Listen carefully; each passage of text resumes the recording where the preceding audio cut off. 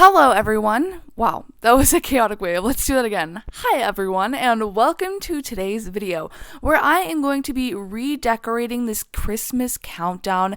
It's cute, but it can be a lot better, so we're gonna give this a makeover because it really needs one. So before I begin, a like and subscribe. Merry Christmas, and let's get right into it. First, let's open this up and take a better look. So upon opening this, it seems that there are different panels with the numbers, and there are 3 for each side, and so each one of them has obviously a different number on the back to create the Christmas countdown. They're okay, they're in not the best shape, but we can make them look prettier.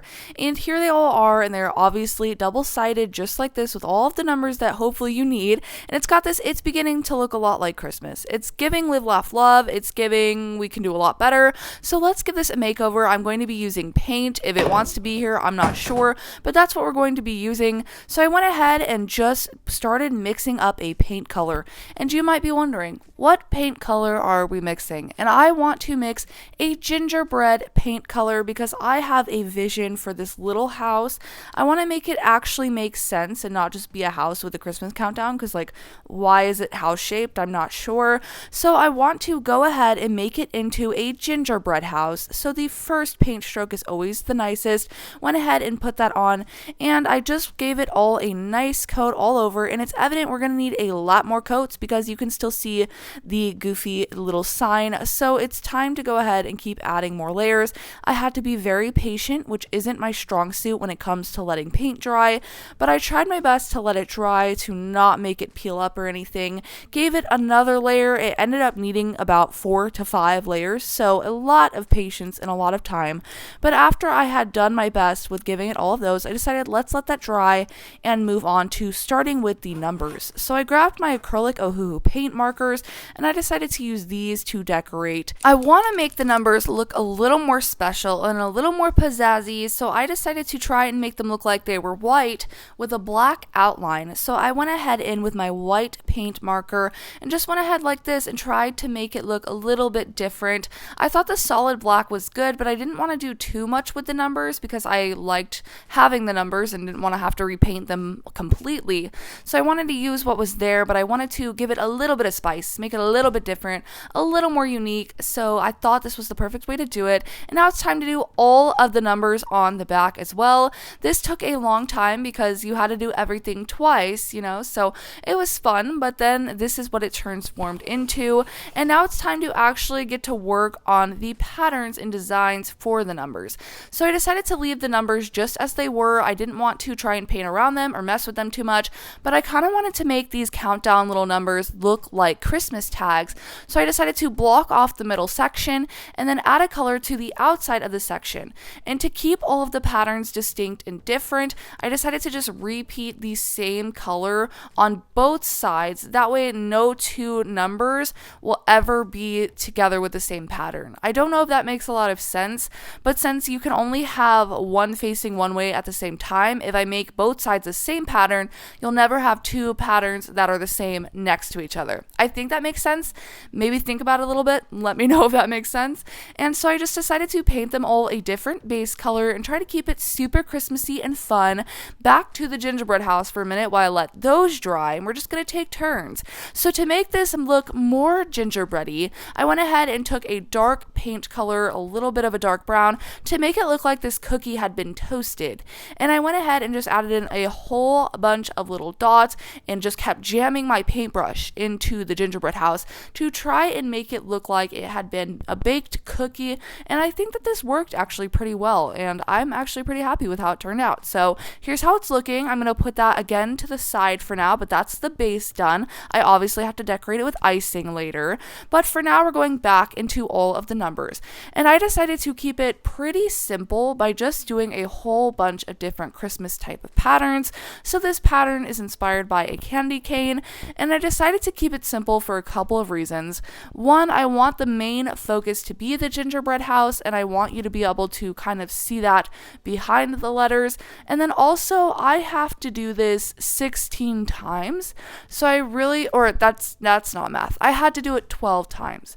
12 numbers, so I had to do a pattern for each one. And so I wanted to keep it simple, so that's what I decided to do.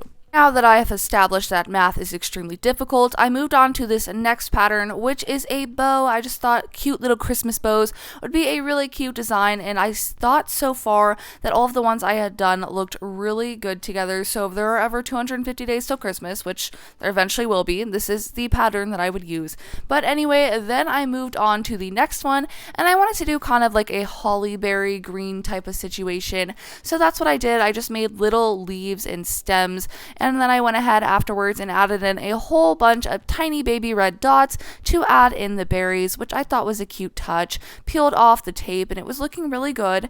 And then for the next one, I did blue, and I always think of snowflakes in a blue sky, even though the sky's usually like white and gray when it snows. But anyway, I went ahead and added in all of the snowflakes, and making sure to add cute little tails and patterns to all of the snowflakes to really make it look like it was a snowy pattern. And I added in sparkles to all of the numbers as well to really make them shine and pop and stand out. For this yellow one, I decided to add in a whole bunch of cute shiny gold stars, which was a really good touch, and they were all looking so good together, and this is what they look like. But now it is time to repeat all of the patterns on the back side. So I just went ahead and quickly, well, it wasn't quick in real life, but in this time it's quick.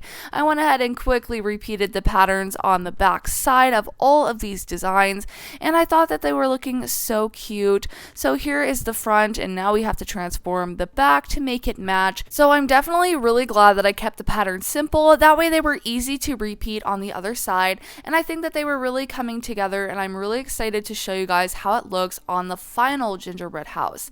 But anyway, I have a Christmassy question for you guys. What is your favorite holiday tradition? Let me know in the comments because I would love to hear. I definitely love baking cookies, love the first snow, love getting candy canes, all of the fun and cutesy stuff. But now it's time to work on the gingerbread house once again. So I decided to put two of the numbers on, shake them out so they were straight. I'm not sure why I put 81 on. It is cute though. And then I went ahead and just outlined the little tags so that I knew where they sat on the gingerbread house. I decided to remove those after outlining them, and now I have this little base so I know where they go, and I don't need to worry about icing that part of the gingerbread. First, I went in with my white marker, but decided this is going to take forever. Let's switch to real paint. So I grabbed my paintbrush and decided to just outline these little things, kind of make them look like windows potentially, and just give those cards with the numbers a place to sit on the gingerbread that looked intentional. And now it's time to actually decorate the gingerbread and make it look super festive and cute for the holiday season. So I kind of went crazy with all of my different designs and patterns and just tried to make this look like it had spent a lot of time getting loved and filled with the Christmas spirit. So I went ahead and added in a whole bunch of dots. I wanted this to look like it had been iced so well and so cute.